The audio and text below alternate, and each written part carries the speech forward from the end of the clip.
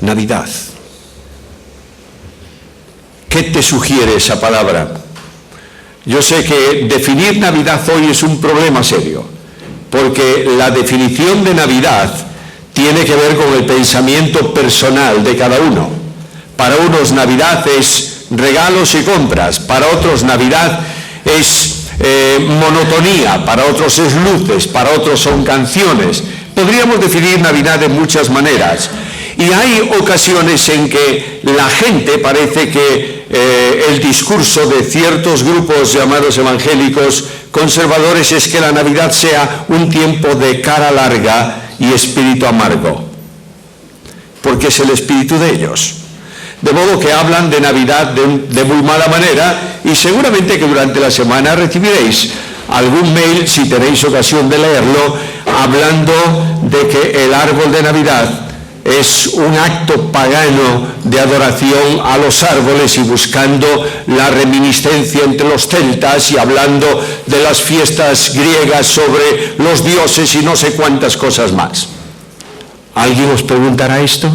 Os voy a dar una definición de árbol de Navidad.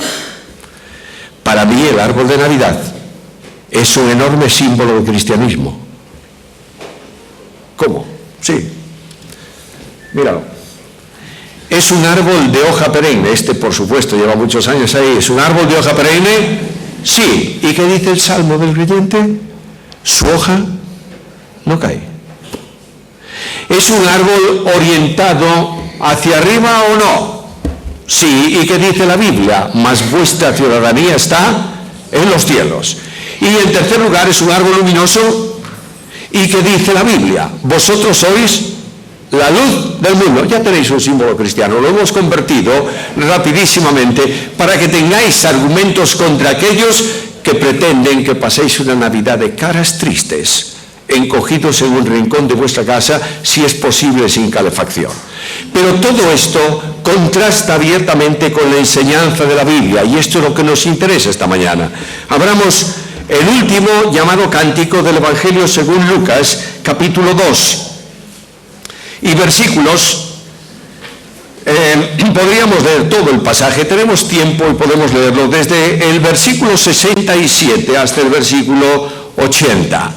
Dice así el relato de Lucas: y Zacarías, su padre, fue lleno del Espíritu Santo y profetizó diciendo: bendito el Señor Dios de Israel, que ha visitado y redimido a su pueblo, y nos levantó un poderoso Salvador en la casa de David su siervo, como habló por boca de sus santos profetas que fueron desde el principio, salvación de nuestros enemigos y de la mano de todos los que nos aborrecieron, para hacer misericordias con nuestros padres y acordarse de su santo pacto, del juramento que hizo Abraham nuestro padre, que nos había de conceder que, librados de nuestros enemigos, sin temor le sirviéramos, en santidad y en justicia delante de él todos nuestros días.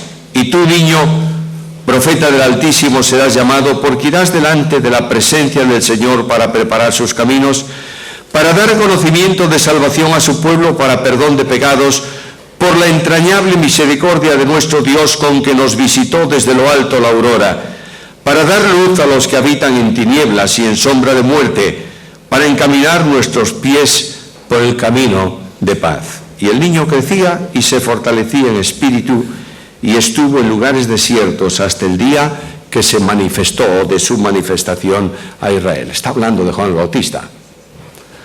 No está hablando de Cristo, está hablando del Bautista, pero está hablando de lo que va a ser ese niño en relación con el Mesías. Por tanto, el último llamado cántico es un mensaje profético de un sacerdote de Israel. Llamamos cántico porque hay tres ahí. Está uno de el canto de María, es un verdadero tesoro en donde la Virgen María alaba al Señor, establece o se refiere a su gracia y a su misericordia. Está también el canto de los ángeles, que yo no sé si los ángeles cantan, dudo mucho, porque nunca en la Biblia se dice que un ángel cantó.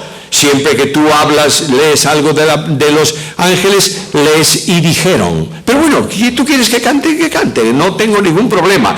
pero en ese canto de los ángeles se proclama la grandeza de Dios, gloria a Dios en las alturas, en la tierra paz, buena voluntad para con los hombres. Y al final de todo, cuando van a nacer este niño, Juan el Bautista, el hecho de la aparición de él de esta forma milagrosa, sorprendente, apunta a un niño que va a nacer después.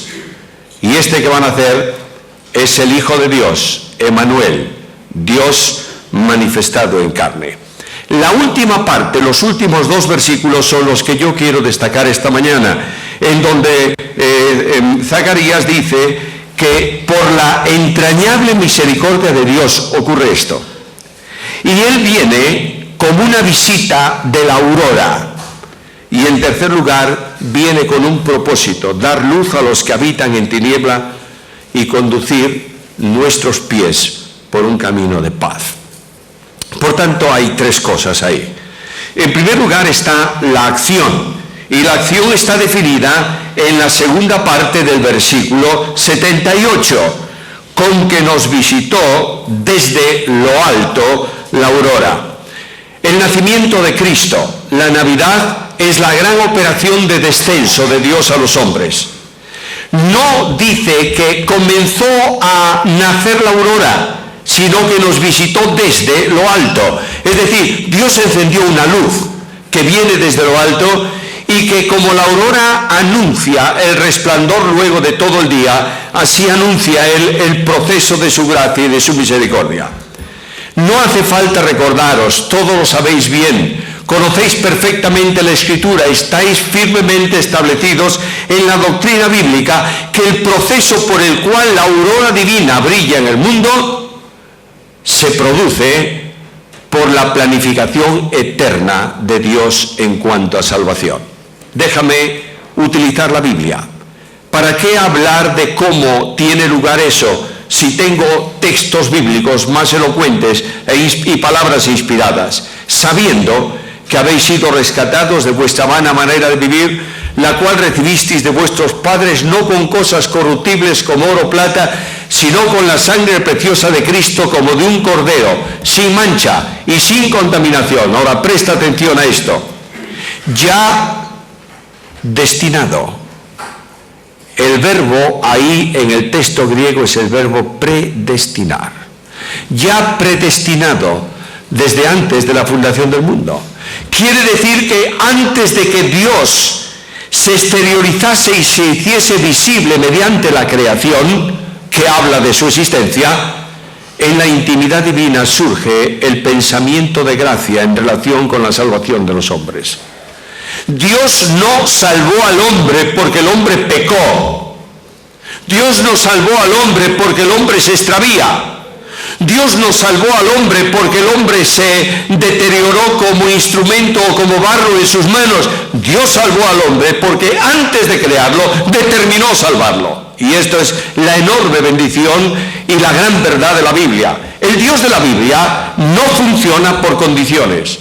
Al Dios de la Biblia no hay nada que le obligue. Él antecede a todo y se anticipa a todo. Por tanto, el Dios de la Biblia estableció en la eternidad, en la intimidad divina, cuando nada había en su entorno, cuando aunque lo hubiera era imposible descubrirlo, porque Dios es infinito y es espíritu, en esa dimensión de relación íntima de las personas divinas, Dios determinó salvar al hombre. Por tanto, en un momento de la historia de la humanidad, 2000 años atrás, brilló la luz de Dios como aurora que desde el cielo ilumina el ámbito de los hombres que vivían desde siglos en tinieblas. Dios se manifiesta en Jesucristo nuestro Señor. Y lo más sorprendente para mí es que la manifestación de esa realidad en Cristo Jesús, de la luz de Dios brillando en el mundo de los hombres, descendiendo desde lo alto, es el cumplimiento de la fidelidad de Dios en las palabras dichas a la primera pareja que cayó en el pecado. De tu descendencia nacerá uno que pisará la cabeza de Satanás. La promesa de Dios se cumple. Y a lo largo de tantos siglos aparece la aurora de Dios brillando. ¿Y sabes lo que dice esa aurora? Dios es fiel.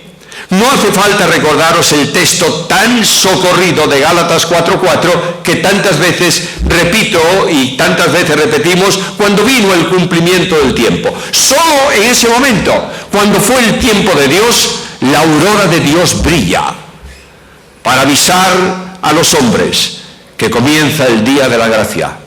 Para avisar a los hombres que se ha iniciado en el mundo de los hombres un camino de salvación. Para avisar a los hombres que la noche oscura de tinieblas del pecado llega a su fin. Para avisar a los hombres que hay esperanza de salvación en Jesucristo. Para avisar a los hombres de que hay esperanza de vida eterna. Para avisar a los hombres que el perdón de sus pecados es una realidad porque Cristo desciende. Ahora mira un poco más. Nos alumbró desde lo alto la aurora. Por tanto, Dios está visitando al hombre. La visita de Dios no responde a una invitación del hombre. ¿Dios crees que fue invitado por el hombre para venir a su encuentro? La Biblia dice todo lo contrario. No hay justo ni a uno, no hay quien entienda, no hay quien busque a Dios. Por tanto, como nadie busca a Dios, Lucas 19:10, Dios viene a buscar al hombre y lo hace él mismo en la persona de Jesucristo su Hijo. ¿Viene a nosotros para hacerse nuestro amigo? Sí. ¿Nuestro compañero? También. ¿Semejante a nosotros? Por supuesto. Pero lo que más me impresiona del descenso de Cristo de la Navidad bíblica es que Jesús, el Hijo de Dios, se hace nuestro prójimo, experimentando todas nuestras miserias, pasando por todos nuestros problemas, llorando nuestras lágrimas y muriendo nuestra muerte. Nadie puede entenderlo.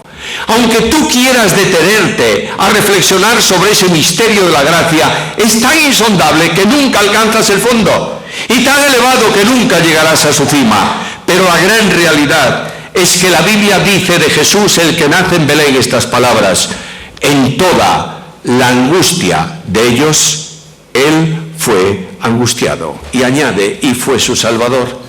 Hay algunas traducciones que dice que fue angustiado para ser su Salvador. No tengo ni idea del hebreo y sobre todo del hebreo antiguo. Pero lo importante, no importa cómo sea la traducción, lo importante es que Jesús viene al mundo no para disfrutar de los bienes del mundo y acompañarse de los grandes del mundo. Viene para consumar una obra de angustia y experimentar Él, el Hijo de Dios, la angustia del hombre.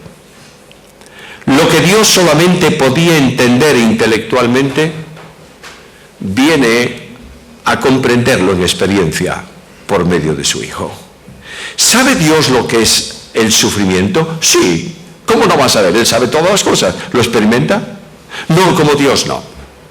¿Sabe Dios lo que es el hambre? Sí. ¿Lo experimenta? Como Dios no. ¿Sabe Dios lo que es la muerte? Sí. ¿La experimenta? No. Como Dios no puede morir. Y de pronto Dios viene en un regalo de gracia envuelto en un papel de humanidad. Y ese admirable regalo en donde lo que vemos es un hombre como los demás hombres, tiene hambre, llora, es angustiado y muere. Cuando yo veo la cruz, y no puedo dejar de ver Navidad sin ver la cruz, cuando yo miro a la cruz, descubro que quien muere en la cruz es el Hijo de Dios. Y tengo que llegar a una conclusión sumamente difícil de entender. ¿Muere Dios? No. Pero quien muere en la cruz es Dios. Y este Dios admirable que viene a nuestro encuentro viene por una razón esencial. Escucha la Biblia. Así que por cuanto los hijos participaron de carne y sangre, Él también participó de lo mismo. Ahora presta atención. Para destruir por medio de la muerte al que tenía el imperio de la muerte, esto es, al diablo.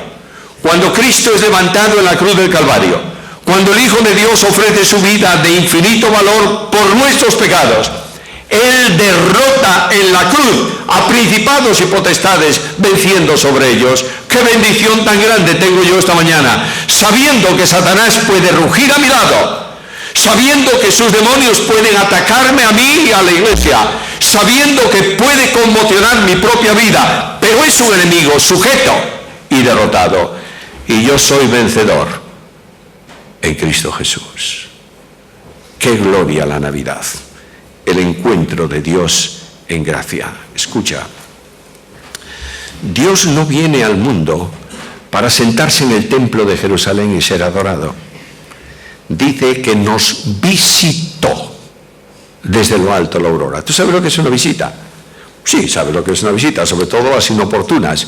Cuando te llaman al timbre de la casa y ¡wow! Otra vez aquí. No, eso es una visita molesta. Pero Dios viene para visitar a los hombres.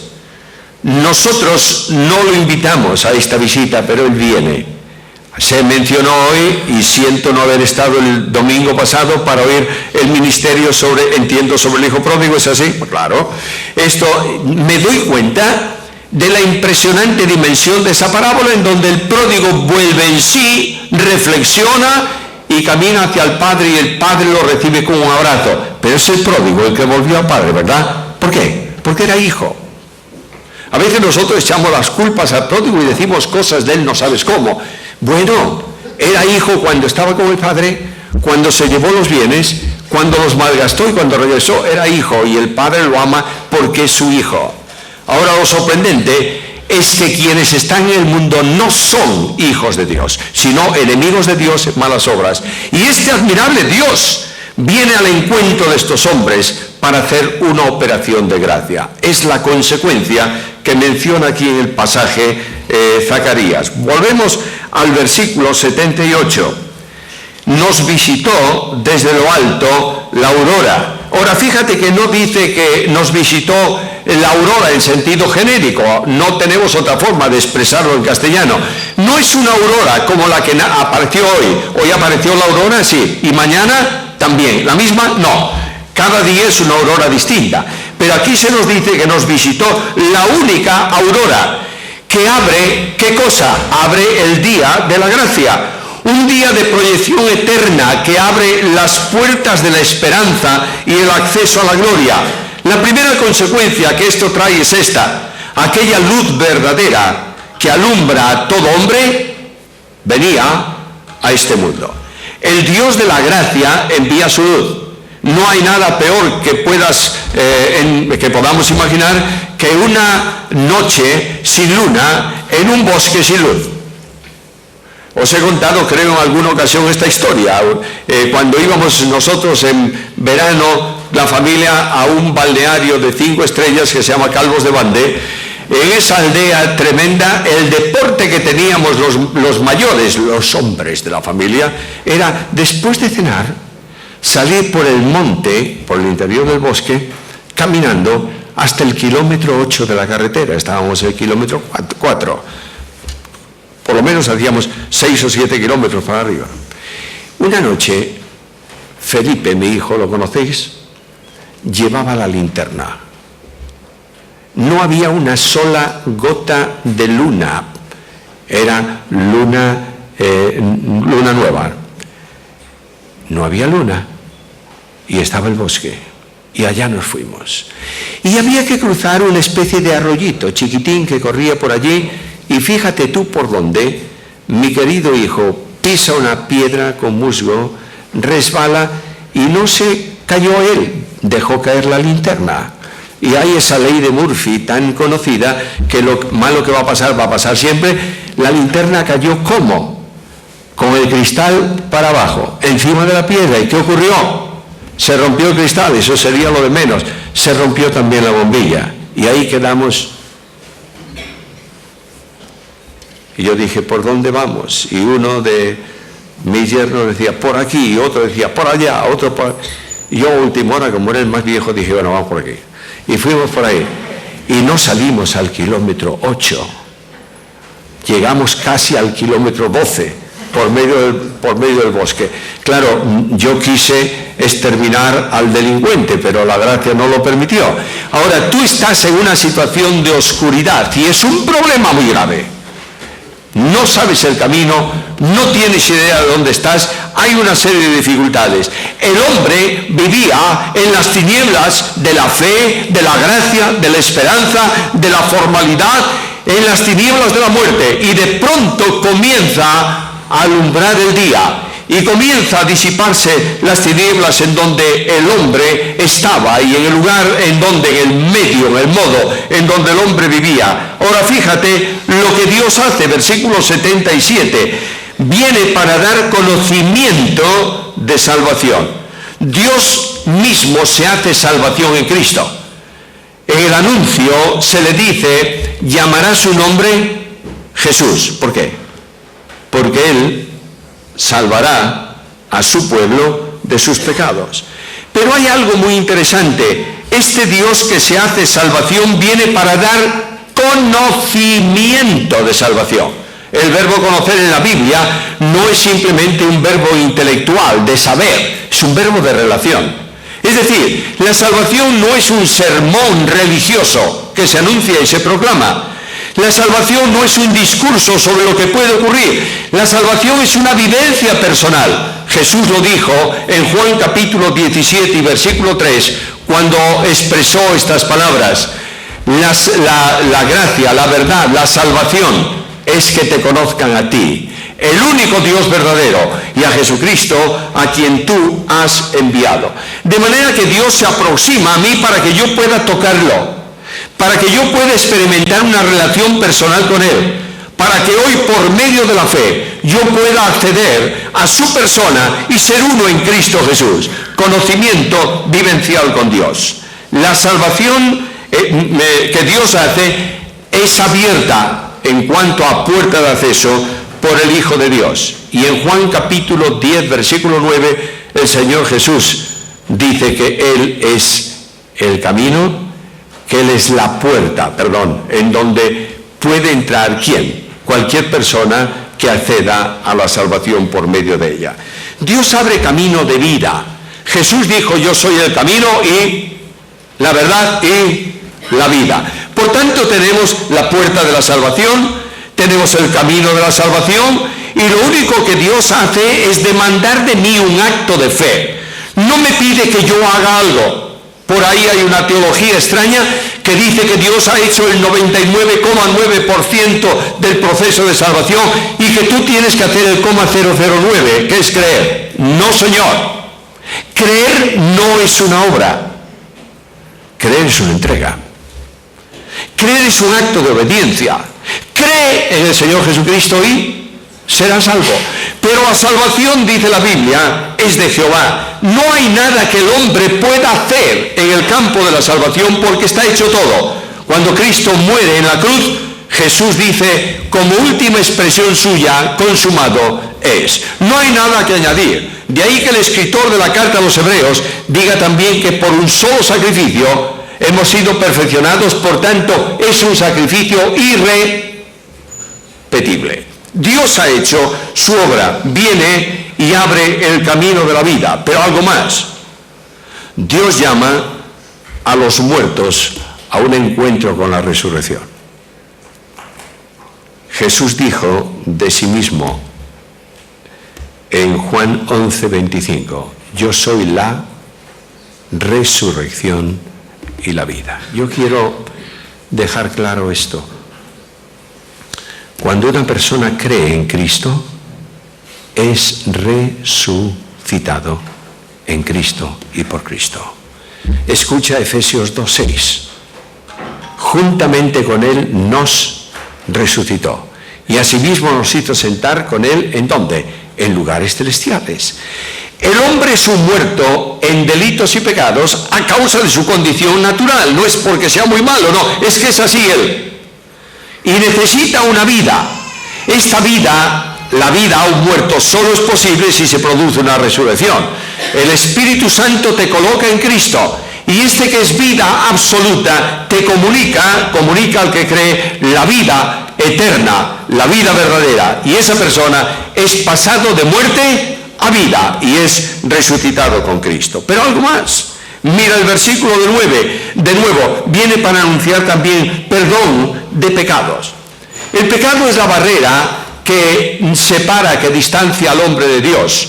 No hay nada que sea posible cerca de Dios que tenga relación con el pecado. ¿Por qué? Porque Él es santo. Él no puede estar en comunión, en identificación, en trato con el pecado. El hombre es pecador y ese pecado produce una separación. Y de pronto nace el niño que es envuelto en pañales y acostado en un pesebre. Se hace el adolescente que pregunta a los doctores en el templo de Jerusalén. Surge el hombre hecho y derecho, a quien su padre enseña el oficio de carpintero. Y sale a caminar el gran profeta anunciado por los caminos de Palestina. Y el término de esa andadura, en donde él ama, sana, restaura a los hombres, concluye en una cruz. No es un accidente en la vida de Cristo. No es que el hombre bueno fue tratado mal por los hombres malos y puesto en el Calvario. Es que Dios había establecido que su Hijo diese su vida por los pecadores. Y esa madera del pesebre se transforma más tarde en la madera de una cruz. No la misma madera, el formato. De una misma madera, es decir, de madera se hizo un pesebre y de madera se levantó una cruz. En la Biblia la madera es símbolo de humanidad. Por tanto, sobre la cruz del Calvario pende clavado el hombre perfecto, Jesús de Nazaret, Salvador del mundo. Cuando Cristo muere en la cruz, Dios transfiere a Cristo el pecado. ¿Cuánto? La totalidad del pecado del mundo. Oye, alguien dice, ¿cómo es esto? Si Cristo muere por el pecado del mundo en plenitud, entonces todo el mundo es salvo, porque Cristo muere para salvar. No. Hay dos cosas importantes en la cruz. Una, la obra potencial de la cruz. Dios cargó en Jesús la deuda del pecado para que todo aquel que en él crea no se pierda, mas tenga vida eterna.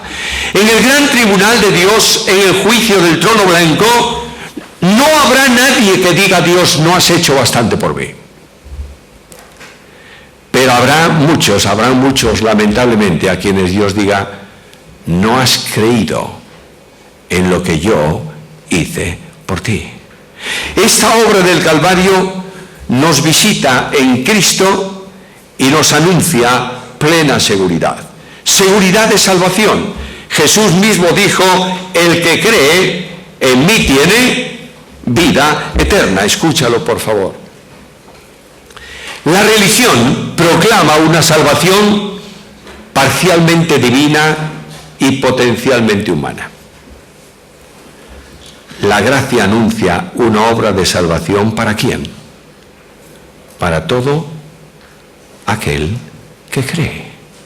Y la Biblia dice que justificados pues por la fe tenemos paz para con Dios por medio de nuestro Señor Jesucristo. No hay ninguna cosa que tú tengas que hacer. No hay un sacrificio, una penitencia especial que tú tengas que cumplir. No hay algo que tú tengas que sacrificarte para alcanzar esa meta. Dios perdona el pecado sin condiciones a todo aquel que cree. Pero algo más. Bueno, ya tengo perdón de pecados, qué feliz soy. Pero ¿puedes seguir caminando en un mundo en tinieblas o no? Naturalmente tú estás en un mundo en tinieblas. Mira por favor ahora el versículo 79. Dios viene no para alumbrar, para dar luz a los que habitan en tinieblas. Jesús dijo en su ministerio: yo soy la luz del mundo. Bien, esa luz brilla, esa luz alumbra, y en medio de las tinieblas se ve lo que las tinieblas ocultan, y es la mancha del pecado. Y de pronto esa luz que se colocó en una cruz partió para la presencia del Padre. Está sentado con Él en los lugares celestiales, en el trono de gloria, recibiendo adoración como recibió siempre después de la creación de los ángeles. Pero esa luz ha sido depositada en ti para que las tinieblas nunca cierren el paso de tu vida. No hay desorientación en la vida cristiana porque tiene luz para el camino. Pero además levanta los ojos por la fe y el que es luz del mundo camina delante de ti. ¿Algo más? Ha abierto camino con sus pisadas. Y el apóstol Pedro dice que Él dejó marcadas las huellas de sus pasos en el mundo para que nosotros sigamos sus pisadas. ¡Qué fácil es esto! Mira por donde Él pasó y camina sobre ellas y tendrás un camino estable y seguro. En medio de un mundo desorientado, el creyente tiene siempre un camino cierto. ¿Algo más? Sí. Versículo 78, la segunda parte. Nos visitó desde lo alto la aurora para dar luz a los que habitan en tinieblas y en sombra de muerte, para encaminar nuestros pies por camino de paz. La consecuencia de todo lo anterior es que el camino de Cristo nunca fue un camino de paz en cuanto a su persona. Conflictos permanentes, dudas y problemas, acusaciones. Él experimentó nuestros quebrantos, pero nuestro camino es un camino de paz. ¿Sabes por qué? Porque tienes una nueva relación con Dios. Y Dios está en ese camino. Y la mano omnipotente de Dios ha tomado tu mano y te conduce. El Padre del cielo tiene a sus hijos en torno a sí. Los ayuda, los orienta, les da lo necesario y podemos caminar. ¿Siempre en paz o no? Siempre en paz. Y alguien me dirá, pues la verdad es que yo tengo un problema, porque no tengo demasiado paz en mi vida. Y yo te diré, yo tampoco. Pero ese problema de inquietud no está en el regalo de Dios, o que el regalo de Dios sea imperfecto, está en ti y está en mí. Cuando tú tienes una relación personal con Dios, sabes que en el tiempo de las lágrimas, cuando el corazón se vierte en agua por los ojos, cuando el alma se estremece dentro de ti con preguntas sin respuesta, levantas tus ojos y ves que el Señor está a tu lado, que nunca está solo, que está enjugando tus lágrimas, que les está poniendo en su redoma, en su vasija especial para guardar tesoros líquidos. El Dios de la gracia enjuga tus lágrimas y te da una senda de paz. Mira, la inquietud está fuera de la vida cristiana, la paz está dentro. La angustia fuera, la calma dentro. La falta de amor fuera, el amor perfecto dentro. Me ha costado mucho aprender esto. Aún no lo he aprendido de todo. Cuando a veces te ves maltratado por personas a quienes has favorecido, sientes la repulsión natural del hombre. No busques amor donde no hay amor perfecto. En medio de esa angustia de repulsión que tú sientes por el maltrato que recibes, Dios te dice, te he amado eternamente y te otorgo mi gracia. En medio de las caídas, ¿has tropezado alguna vez en tu vida cristiana? No, yo poquito, he tropezado un chiquitín, pero no he caído. Bueno, no valores el problema desde tu óptica personal. Cualquier desvío, cualquier tropiezo en la vida cristiana es un problema espiritual o no. Ahora me sorprende mucho y me acuerdo, y voy a permitirme tomar la ilustración, no lo pensaba hacer, del mensaje del domingo pasado, lo voy a escuchar. ¿Qué hizo el padre cuando el hijo vino? Corrió hacia él y ¿qué hizo? Le abrazó. Y le dijo, ven para acá, antes de entrar en casa, siéntate un momento, dime, ¿qué hiciste con esto y con aquello? ¿Hizo eso el padre? Lo único que el padre hizo fue abrazarlo y gozarse porque se había restaurado. ¿Cuántos cristianos han sido maltratados por el sistema eclesial sin que nadie buscase su restauración? Hablaba con uno de los líderes de una iglesia en este viaje y me dijo, sabes que mencionándome una iglesia está prácticamente sin jóvenes. ¿Y por qué? Porque no fueron capaces de aguantar el sistema. ¡Qué tremendo! La piedad aparente es hipocresía. La búsqueda de perfecciones por fuera es pecado. La grandeza de un creyente es restaurar al hermano que ha tropezado. Un líder de la iglesia no se mide por su capacidad de reprender, sino por su capacidad de restaurar. Y el Dios de la gracia, en este camino, cuando tropiezo, me extiende su mano, me toma de mi caída, me coloca sobre sus hombros y me lleva al redil. Pero algo más. Tengo paz porque el Dios de la gracia está en el control de la historia. El mundo está muy inquieto hoy. El otro día en Estados Unidos estaban todos inquietísimos por la declaración de Trump, que cuando reconoce Jerusalén como capital del Estado israelita, y ahí se va a armar una. Bueno, se va a armar una. Y yo, cuando leo eso, cuando oigo eso, y cuando mis hermanos queridos me dicen, esto va a ser un problema, bla, bla, bla, bla, digo, mira, para un momento. ¿Sabes quién está sentado en el trono? El Dios de la historia.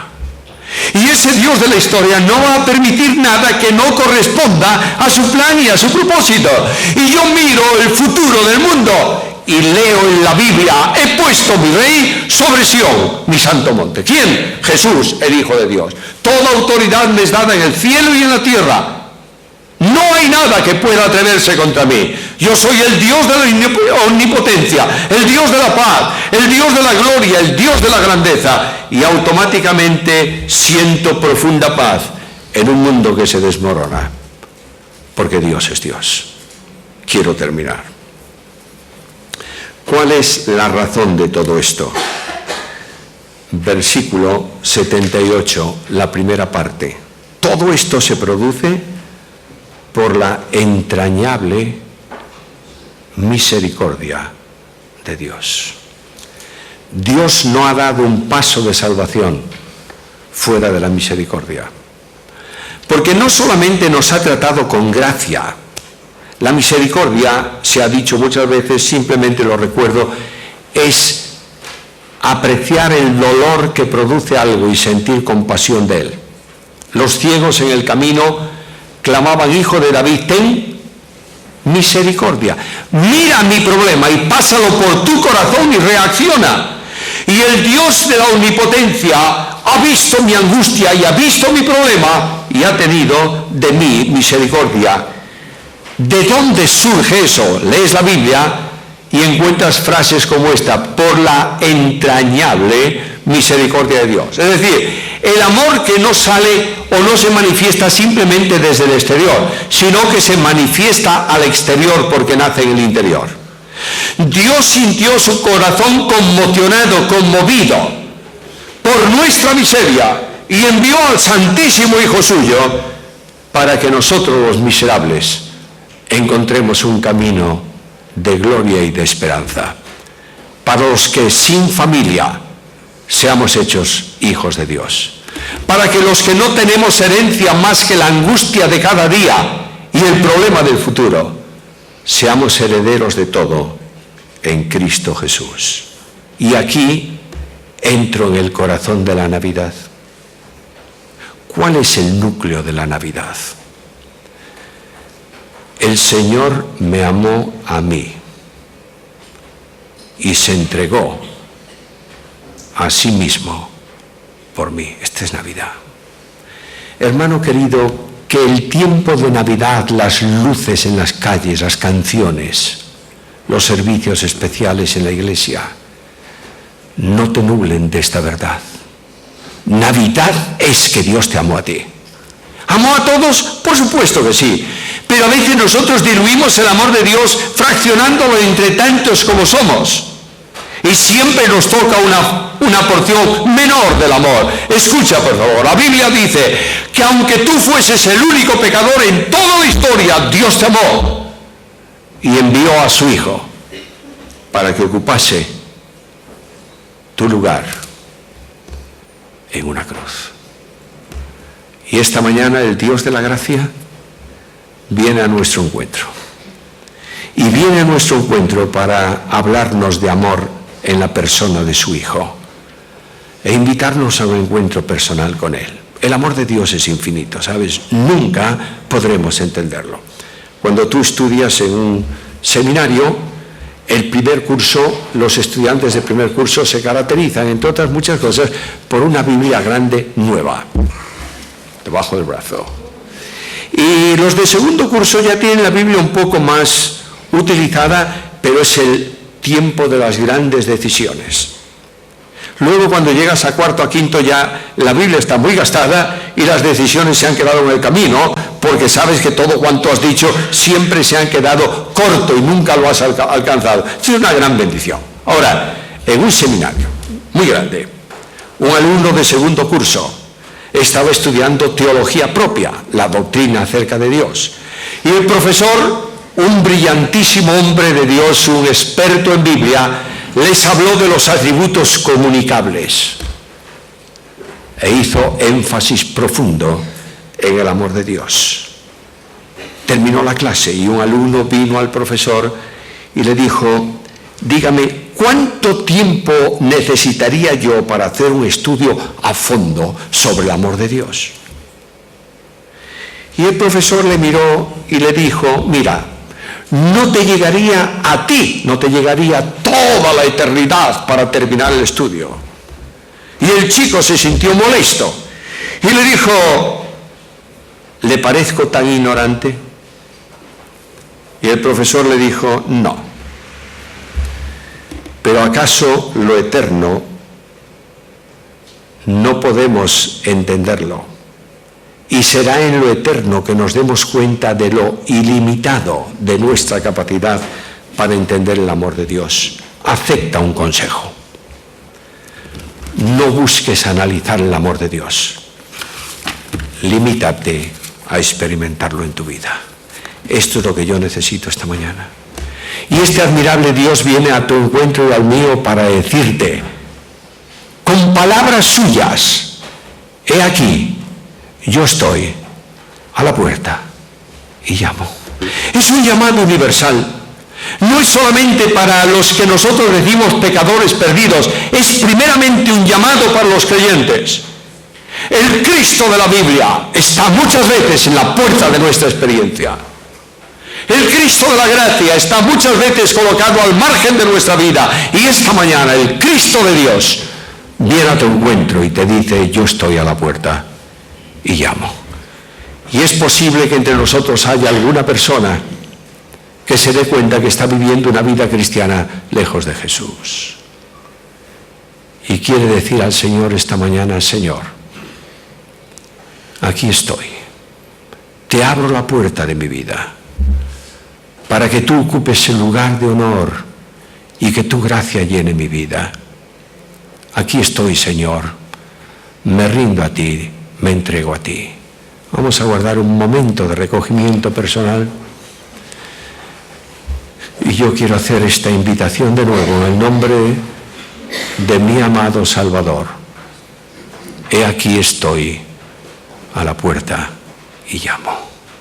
¿Hay alguna persona entre nosotros, algún creyente que dice al Señor: entra, Señor, te abro mi vida, Dios te bendiga? ¿Quién más quiere decir al Señor: Señor, vuelvo a ti sin condiciones? Y levanta su mano ahí donde está, para que sepamos que hay alguna persona que está entregando sin reservas su vida a Cristo. ¿Hay alguien? Dios te bendiga. Es el Espíritu de Dios quien tiene que hacer la obra, no el predicador. No quiero extender esto, solo una oportunidad más. Jesús te dice: aquí estoy a la puerta y llamo. ¿Hay una nueva respuesta al amor de Dios esta mañana? ¿A la gracia de Dios? Pero el llamamiento quiero hacerlo también para aquellos que han venido hoy por primera vez o tienen ya experiencia, pero no tienen la seguridad de una relación personal con Jesús. Y quieren decirle al Señor Jesús en una sencilla oración: Señor Jesús, gracias porque tú eres el Salvador y puedes salvarme hoy. Creo en ti, Señor, me entrego a ti, te recibo como mi Salvador personal. ¿Hay alguien que ha dicho a Jesús ahora: te recibo como mi Salvador personal? y quiere manifestarlo, levantando su mano, Dios te bendiga, simplemente para orar por él o por ella y encomendarle a la gracia de Dios. Es tu ocasión, tu oportunidad de experimentar en tu vida la grandeza de la Navidad. El Dios que nos visita con la aurora de la luz para el camino, de la paz para el alma, de la esperanza de vida.